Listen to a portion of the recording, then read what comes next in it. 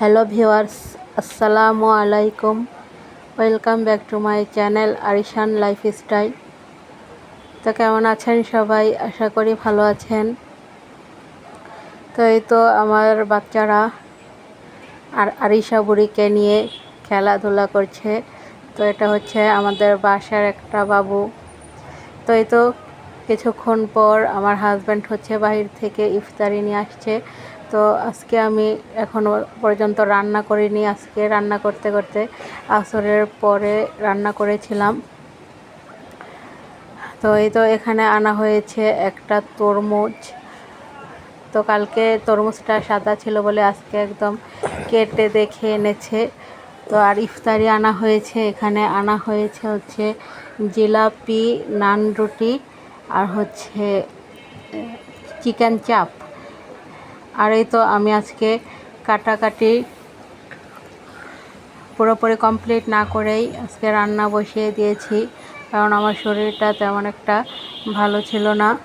তো একদিক দিয়ে রান্না করছিলাম আর হচ্ছে আরেক দিক দিয়ে কাটাকাটি করে নিচ্ছিলাম। তো এই তো আমি চুলাতে ডাল বসিয়ে দিয়েছি। তো ডালটা আমার মশলা সহকারে সেদ্ধ করা শেষ। এখন ডাল ঘুটনি দিয়ে আমি সুন্দর করে ঘুটে নিলাম। আর অপর চুলাতে আমি ভাত বসিয়ে দিয়েছি। তো ভাতটারও বলক চলে এসেছে। তো এই তো আমি রান্নার ফাঁক দিয়ে একটু কাটাকাটিটাও কমপ্লিট করে নিয়েছি। তো আজকে তেমন কিছু রান্না করিনি, শুধু রান্না করছি হচ্ছে আম আর সাজনা দিয়ে ডাল আর হচ্ছে ইলিশ মাছের শুটকি ভুনা। তো এই তো আমি ডালটা ঘুটে ডালে ঝোলের পানি দিয়ে দিয়েছিলাম। তো এখন বলক এসে গেছে। এই পর্যায়ে আমি হচ্ছে সাজনা আর হচ্ছে আম দিয়ে একটু নেড়ে চেড়ে দিলাম। তো এই তো এই চুলাতে আমি হচ্ছে ইলিশের শুটকিটা ভুনা করতে বসিয়ে দিয়েছি। তো আমি হচ্ছে প্রথমে শুটকিটা কড়া করে ভেজে তারপরে হচ্ছে পেঁয়াজ মরিচ দিয়ে আরও কিছুক্ষণ ভেজে নিচ্ছি।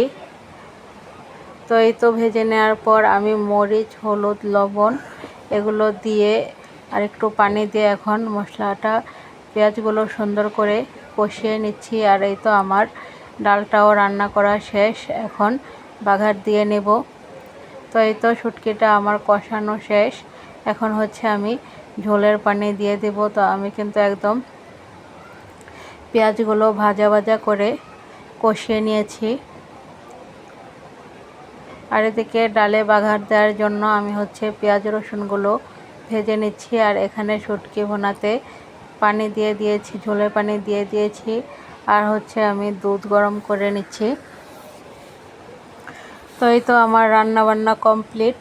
তো আজকে হচ্ছে সিম্পল রান্না করেছি হচ্ছে ভাত আর হচ্ছে ইলিশ মাছের শুটকি ভুনা আর হচ্ছে সাজনা আর আম দিয়ে টক ডাল আর হচ্ছে দুধ গরম করে নিয়েছি। আর ছিল গতকালকের মুরগির মাংস। তো এগুলোই ছিল আজকে আমার রান্না বান্না। তো এই তো এখন ইফতারির টাইম হয়ে গেছে।